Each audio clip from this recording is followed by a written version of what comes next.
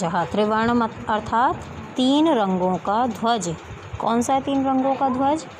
तिरंगा, जो हमारा राष्ट्रीय ध्वज है, तो उसको क्या बोलेंगे? त्रिवर्णः ध्वजः। देखिए पाठ, केचन बालकाः अर्थात कुछ बालक, काश्चन बालिकाश्च और कुछ बालिकाएं, स्वतंत्रता दिवसस्य ध्वजारोहण समारोहे स्व उत्साहं गच्छन्तं परस्परं संलपन्ति। स्वतंत्रता दिवस के ध्वजारोहण समारोह में उत्साह के साथ एक दूसरे के साथ मिलकर जा रहे हैं या जाते हैं। आप सभी के विद्यालय में भी स्वतंत्रता दिवस का ध्वजारोहण होता है, उसका कार्यक्रम प्रस्तुत किया जाता है। तो यहाँ इस विद्यालय में भी स्वतंत्रता दिवस का ध्वजारोहण कार्यक्रम है। देखिए, अब कुछ बालक हैं जो आपस में वार्तालाप कर रहे हैं। देवेश कोई बालक है, वो बोल रहा है, अद्य स्वतंत्रता दिवसः, आज स्वतंत्रता दिवस है। अस्माकं विद्यालयस्य प्राचार्यः ध्वजारोहणं करिष्यति। हमारे विद्यालय के प्राचार्य अर्थात प्रधानाचार्य ध्वजारोहण करिष्यति, ध्वजारोहण करेंगे। छात्राश्च सांस्कृतिक कार्यक्रमान् प्रस्तोष्यन्ति, और छात्रा और अनेक छात्रा सांस्कृतिक कार्यक्रम को प्रस्तुत करेंगे।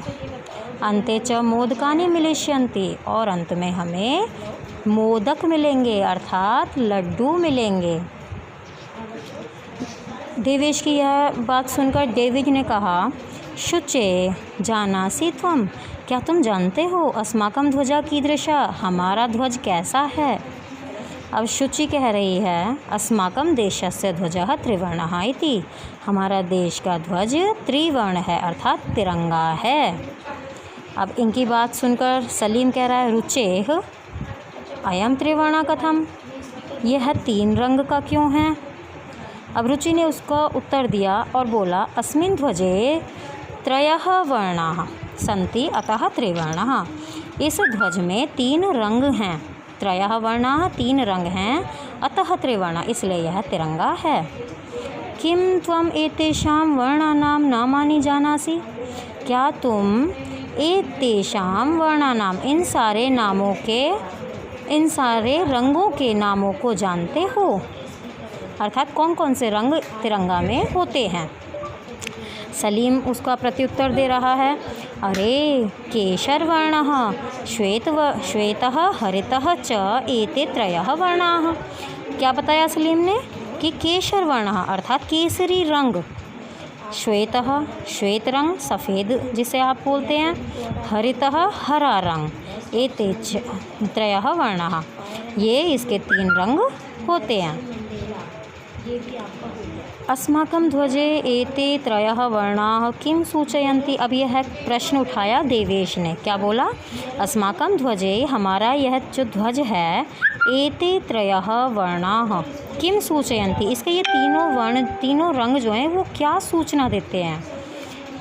सलीम उसको उत्तर दे रहा है, शृणु अर्थात सुनो, केशरवर्णः शौर्यस्य, जो केसरी रंग है वो हमारे शौर्य को दर्शाता है। श्वेतः सत्यस्य, श्वेत रंग हमारे सत्य को दिखाता है। हरितश्च समृद्धे सूचकाः सन्ति, और हरितश्च और हरा रंग समृद्धि का सूचक है।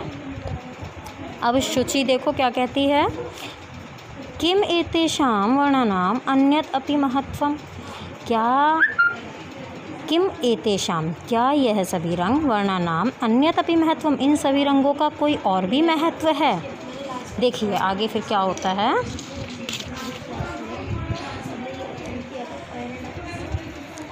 डेविड बोल रहा है, आम कथम न ध्वजस्य उपरि स्थितः केशरवर्णः त्यागस्य उत्साहस्य च सूचकः।